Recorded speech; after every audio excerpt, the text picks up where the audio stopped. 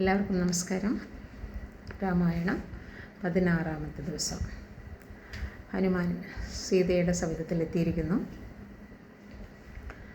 സങ്കടം സഹിക്കാതെ സീത വിലപിച്ചുകൊണ്ടിരുന്നു. രാവണൻ്റെ ഇച്ഛയ്ക്ക് വഴങ്ങിയില്ലെങ്കിൽ മരണം തീർച്ച. ആരോടാണ് സഹായം അഭ്യർത്ഥിക്കുക? മാനവവീരനും എന്നെ മറന്നതോ? ദുഃഖപരവശയായ മൈഥിലിയെ എങ്ങനെ സമീപിക്കണമെന്ന ചിന്തയിലായി മാരുതി. താണുകിടന്ന ഒരു ശിംശവക്കൊമ്പിൽ സ്ഥാനം പിടിച്ചു.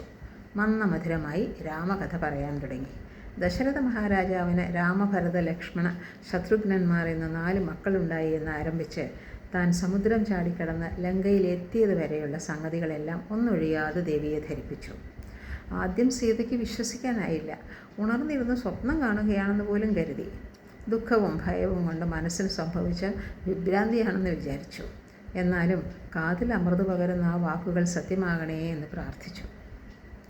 ഹനുമാൻ സാവധാനം താഴെ ഇറങ്ങി സീതയുടെ കാൽക്കൽ ഭക്തി പുരസ്കരം നമസ്കരിച്ചു. ദശമുഖൻ്റെ കിങ്കരന്മാരിൽ ഒരാൾ രൂപം മാറി വന്ന് നിൽക്കുകയാണെന്ന് സീത ഭയപ്പെട്ടു. എന്നെ ശങ്കിക്കരുത്, കോസലകുമാരനായ രാമൻ്റെ ദാസനാണ് ഞാൻ. സുഗ്രീവഭൃത്യനാണ്, വായുപുത്രനാണ്.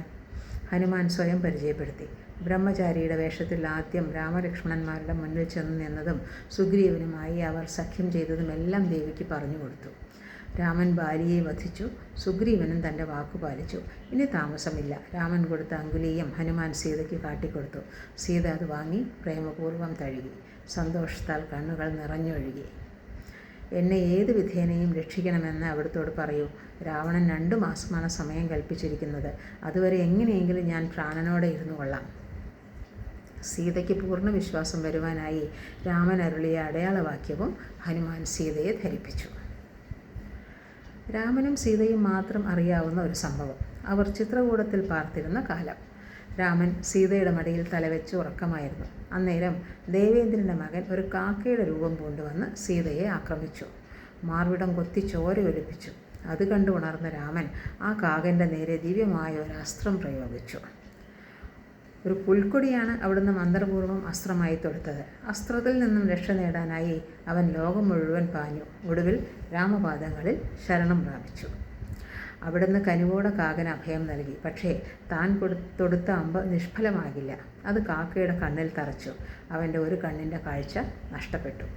ആ സംഭവം വിസ്തരിച്ച് ഹനുമാനോട് പറഞ്ഞ് സീത വീണ്ടും കരയാൻ തുടങ്ങി. അന്നെന്നെ ഇത്രയും ദയാപൂർവം രക്ഷിച്ച എൻ്റെ നാഥൻ ഇന്നെന്നെ എന്തേ മറന്നത്? ഭവതി ഇവിടെ ഉണ്ടെന്ന് രാമഭദ്രന് അറിയില്ല. അതുകൊണ്ടാണ് ഇത്രയും നാൾ വരാതിരുന്നത്. ഇനി താമസമില്ല. ദേവി ധൈര്യം കൈവിടരുത്. രാമനും വാനരപ്പടയും നാളുകൾക്കുള്ളിൽ ലങ്കയിലെത്തും. രാക്ഷസ വംശത്തെ ഒന്നാകെ നശിപ്പിക്കും. ഹനുമാൻ വീണ്ടും വീണ്ടും സീതയ്ക്ക് ധൈര്യം പകർന്നു. രാമന് കൊടുക്കാനായി തൻ്റെ ചൂടാരത്നം സീത ഹനുമാൻ്റെ കയ്യിലേൽപ്പിച്ചു.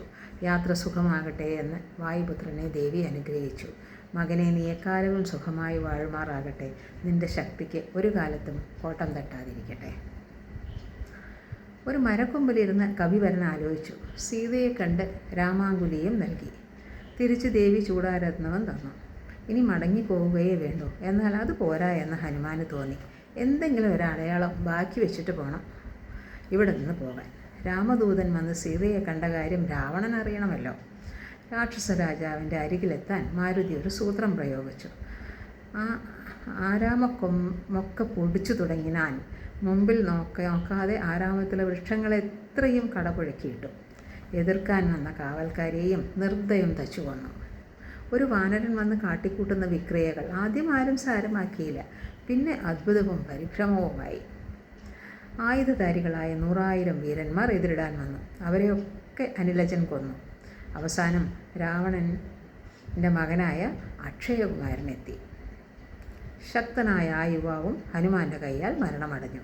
അനുജനെ കൊന്നതിന് പകരം വീട്ടാൻ ഇന്ദ്രജിത്ത് പുറപ്പെട്ടു. അവർ തമ്മിൽ ഘോരമായ സംഘട്ടനം തന്നെ നടന്നു.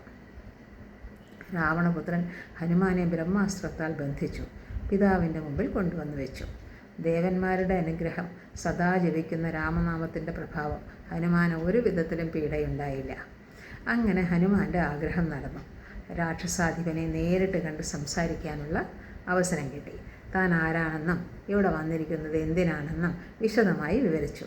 ഉദ്യാനം നശിപ്പിച്ചതും എതിർത്തവരെ കൊന്നതും വാനരവംശ പ്രകൃതിശീലം വിഭോ എന്നാണ് കാരണം കാണിച്ചത്. തുടർന്ന് മാരുതി ലങ്കേശ്വരനെ കാര്യമായി ഉപദേശിച്ചു. രാക്ഷസബുദ്ധിയെ ത്യജിച്ച് ദൈവഗതിയെ ആശ്രയിക്കൂ. അതാണ് ശ്രേയസിൻ്റെ മാർഗം. രാമൻ അതീവ കാരുണ്യവാനാണ്. സീതാദേവിയെ അവിടത്തേക്ക് തിരിച്ചു നൽകുക. ശത്രുഭാവം കളഞ്ഞ് ശരണം പ്രാപിക്കുക. അതൊന്നും രാവണൻ കേൾക്കില്ലെന്ന് നമുക്കറിയാമല്ലോ. ഇനിയാണ് ലങ്കാദഹനം. അത് അടുത്ത ദിവസം.